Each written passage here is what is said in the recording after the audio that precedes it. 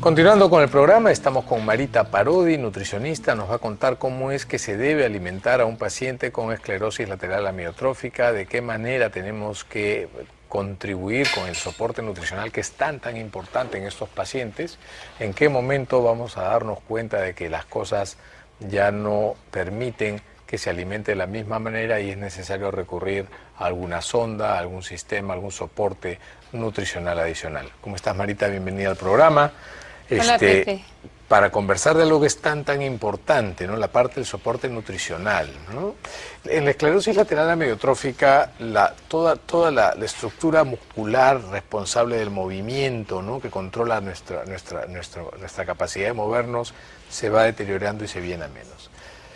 La enfermedad también es una enfermedad en donde el metabolismo hace que se consuman más calorías, como otras enfermedades crónicas, en donde te vas adelgazando porque hay un gasto calórico mayor como consecuencia de un incremento metabólico, o Sí. es que simplemente es el debilitamiento lo que va haciendo que la masa muscular se vaya atrofiando, reduciendo, disminuyendo. Las dos cosas, Pepe.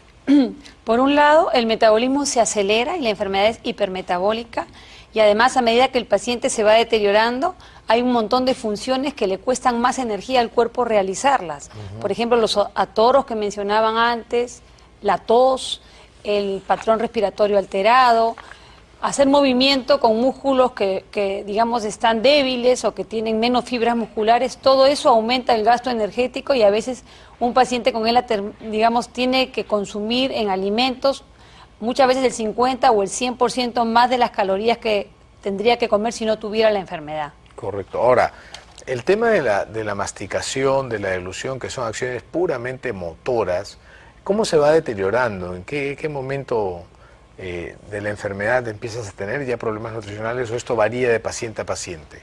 Varía en varios sentidos. Uno, porque básicamente se habla de dos ELAs, ¿no? La ELA de inicio vulvar y la de inicio espinal. La de inicio vulvar inicia con mayor compromiso de la masticación y de la deglución.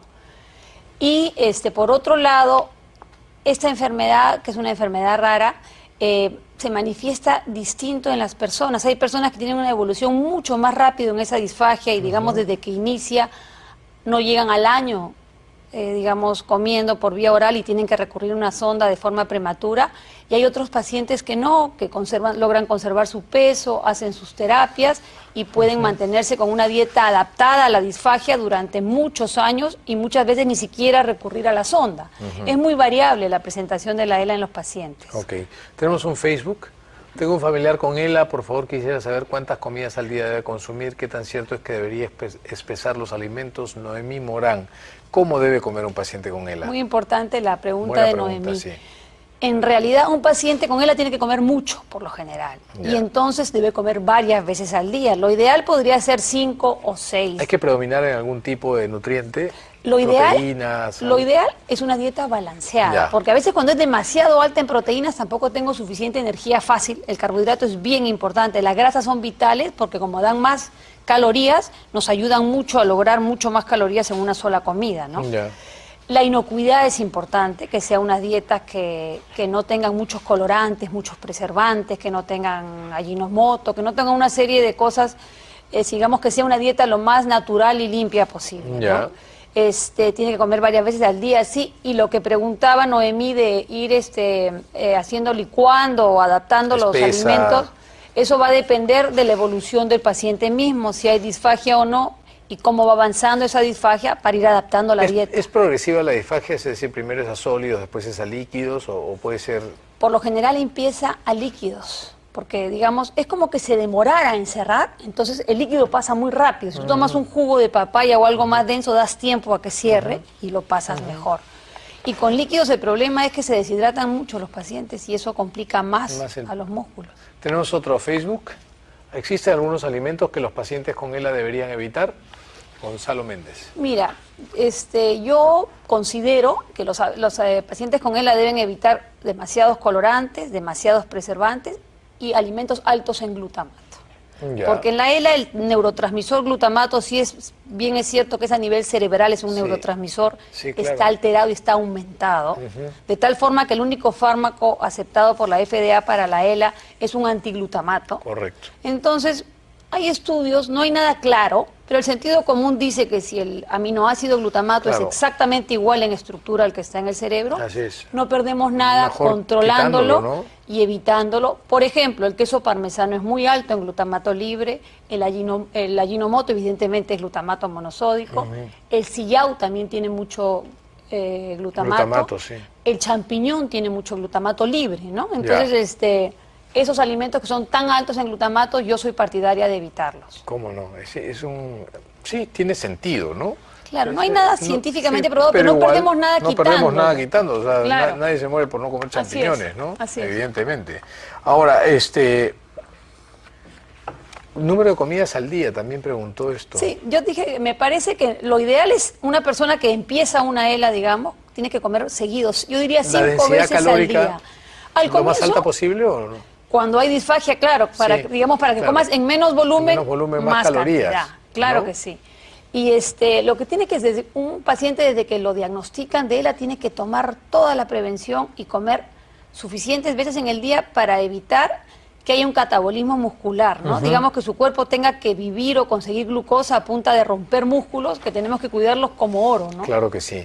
Conversamos en el segmento anterior acerca de la sonda percutánea, Sí, gastrostomía, sí. ¿no? ¿Por qué tendríamos que pensar en una gastrostomía antes que una sonda nasogástrica en un paciente con ELA? Mira, una de las razones es porque va a ser a largo plazo. Y dos, porque yo he visto pacientes que les han puesto sonda nasogástrica, como tienen mucha salivación, tienen atoros, tienen dificultad para comer, es sumamente incómodo y complicado. Generan más saliva, hacen flemas. Entonces, tener la sonda que pasa por ahí, que inclusive inflama, es sumamente incómodo. Y además, si luego se va a usar un ventilador no invasivo, como lo que hablábamos con el doctor Galloso al inicio, que Así hay la es. máscara encima de la cara, si encima tienes la sonda que atraviesa la nariz, es sumamente incómodo y tiene mucho más riesgo de infecciones, y además el ancho que puede tener, los French que tiene la sonda por nariz es mucho más angostita. La que viene por la gastrostomía es más ancha, más ancha. y nos permite dar más alimento en menos tiempo. Ese es un aspecto importante. Sí. Ahora, ¿hay algún alimento en el que tú enfatices dar a un paciente con ELA? Tú sabes que hay muchos estudios, no hay nada comprobado. A mí me gusta mucho utilizar la lecitina de soya por varias razones. Uno, porque fuente de omega 3, porque son puros fosfolípidos y eso ayuda a la reconstrucción de todas las membranas celulares, ¿no? Acetilcolina, que nos ayuda para la conexión pues intramuscular, y además por dos razones más. Uno es grasa y me da más calorías, y luego porque tiene una capacidad de conglomerar, digamos, si tú licúas, emulsifica también la preparación, que facilita la deglución. Correcto. Y bueno, una dieta balanceada, ¿no? Las proteínas tienen que estar presentes en todas las comidas. Entre el 20 y el 25% del plato. Tampoco debe ser una dieta 90 o 100% proteínas, porque eso hace que se rompa la proteína para sacar la glucosa y se genere más glutamato libre de forma indirecta. Correcto. Entonces, la dieta balanceada es lo que mejor funciona, y la cantidad de calorías indicada es fundamental La hidratación. para no adelgazarse. Mencionaste que es un riesgo importante que podría generar gran deterioro en el paciente con ELA el que no se hidrate Claro que adecuadamente. sí. ¿Agua es suficiente? ¿Recurres a Al comienzo, electrolitos? al agua muchas veces hay que espesarla. El agua Ya. hay que espesarla. Hay unos espesantes comerciales para espesar el agua. Y si no, se usa cola pez. Si no, hay una serie de estrategias. Se puede hacer jugos. Yo puedo licuar el agua con un poco de Claro, papaya, con alguna fruta claro. que lo espese más, y lo bebo. ¿Cómo no? Y hay veces que sí, claro, hay veces que se usa electrolitos también, para tratar de que el agua se conserve en el cuerpo. ¿Cómo es el tránsito intestinal en el paciente con ELA? Depende cada caso. Y sobre todo, ¿Tienden al estreñimiento, a la constipación? mucho al estreñimiento. Hay mucho estreñimiento, entonces hay muchas estrategias que podemos usar con algunas semillas, con fibra insoluble.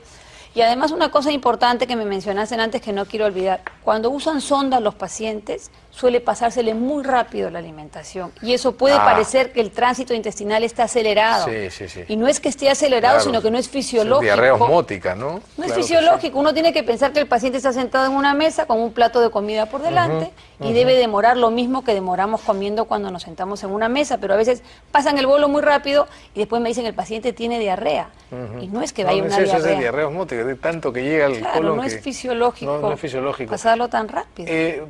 Pregunta final, Marita, ¿en qué momento te das cuenta que un paciente ya necesita sonda? ¿Cuando se empieza a atorar continuamente? Mira, es importantísimo esto y la decisión es difícil, pero es importante. Hay veces que un paciente con ELA se puede pasar 10, 12 horas en el día comiendo, porque como se atora, tose, tiene que comer por poquitos, por cucharada, pasa el día entero comiendo con atoros, la calidad de vida disminuye muchísimo.